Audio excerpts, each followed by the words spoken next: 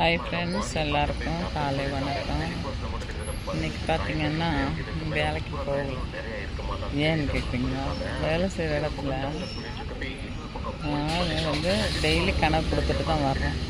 அப்போ ஷார்ட் இல்லைன்னு சொல்லிட்டு இப்போ பார்த்திங்கன்னா நேற்றுக்கு சேல்ரி தரும்போது ரொம்ப ஷார்ட் எழுதி வச்சுக்கிறாங்க. ஒரு நாளைக்கு 350 ரூபா, 365 ரூபா, 348 ரூபா எல்லாமே எழுதி வச்சு நம்மளுக்கு சம்பளம் எவ்வளோ கொடுத்தாங்கன்றீங்க? 6500 ரூபா கொடுத்தாங்க. அப்புறம் நான் இந்த மாதிரி ஷார்ட்டுன்னு இது வரைக்கும் எனக்கு தெரியவே தெரியாது. என்னோடய ஷார்ட்லேயே அதிகப்படியான ஷார்ட்டு ஒரே ஒரு டைம் 282 ரூபா. அதுவும் ரீடிங் எடுத்ததில் தப்பாயிடுது. அதனால தான் அப்படி வந்துச்சு அப்படின்னு சொல்லி நான் சொல்லியிருந்தேன். அவங்க அப்புறம் அதுக்கப்புறம் பார்த்து இன்னொரு நான் பார்த்துருவோம். 350 ரூபா என்ன ஷார்ட்டுன்னு கேட்டால் ராமலிங்கம்னு ஒருத்தரோட ஷார்ட்டை என்னோடதில் எழுதியிருக்காங்க. என்னோடதில் ஒரே நாளில் 18 ரூபா ஷார்ட்டும் எழுதி வச்சுக்கிறாங்க, 350 ரூபா ஷார்ட்டும் எழுதி வச்சுக்கிறாங்க. அது எப்படி ஆகும் சொல்லுங்கள் ஃப்ரெண்ட்ஸ்? ஆனால் மனசு ரொம்ப உடஞ்சிருச்சு. 6500 ரூபாய்க்கு நம்ம காலையிலேருந்து 3-4 மணி வரைக்கும் பாடுபடுறோம். அது தேவையான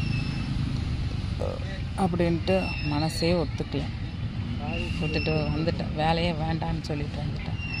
அப்புறம் ஆனால் என்ன தான் இருந்தாலும் நம்மளுக்கு அந்த அன்னன்னைக்குரியதை ஹேண்ட் ஓவர் பண்ணும்போதே அங்கே இருக்கிற மேனேஜரோ இல்லை சூப்பர்வைசரோ அப்போவே கணக்கு பார்த்து அப்போவே நம்மளோட கணக்குக்கு இவ்வளோ ஷார்ட் இவ்வளோ எக்ஸஸ் இருக்குதுன்னு சொல்லணும்.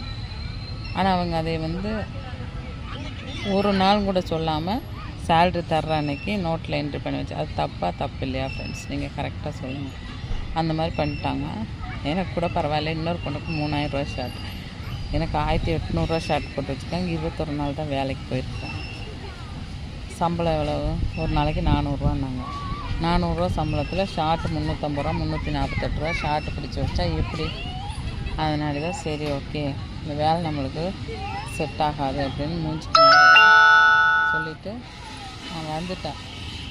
ஆனால் எனக்கு ரொம்ப மனசு கஷ்டமாக இருக்குது. அதே போக இன்றைக்கி சரி நம்மளுக்கு உடம்பும் சரியில்லையா, சாந்திக்கியர் வந்திருக்கேன். ப்ளட் டெஸ்ட் எடுக்கிறது, சுகர் இருக்குது, ப்ளட் டெஸ்ட்டு இதெல்லாம் எடுத்து கொஞ்சம் செக் பண்ணிவிட்டு போயிடலாம். இன்றைக்கி ஒரு நாளாவது நம்ம சமைக்காமல் வெளியில் சமைச்ச சாப்பாடு சாப்பிட்லான்னு ஆசை வேறு. எப்போவுமே நானே சாப்பிட்டது எனக்கு யாருமே சமைச்சு கொடுக்க மாட்டாங்க. அதனால எனக்கு ஒரு ஆசை, ஒரு நாள் ஃபுல்லாக அடுப்பே போகக்கூடாது. அடுப்புக்கிட்டே அப்படி இருந்தாலும் நைட்டு போய் தான் ஆகணும் ஃப்ரெண்ட்ஸ். ஓகே ஃப்ரெண்ட்ஸ், உங்களுக்கு பிடிச்சிருந்தா லைக் பண்ணுங்கள், ஷேர் பண்ணுங்கள், கமெண்ட் பண்ணுங்கள். Miss you.